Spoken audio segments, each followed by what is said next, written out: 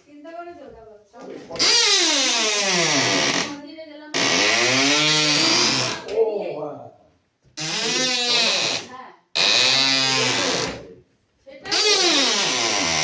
দাঁড়ানো নেই ইচ্ছা করে মানে টোটোটা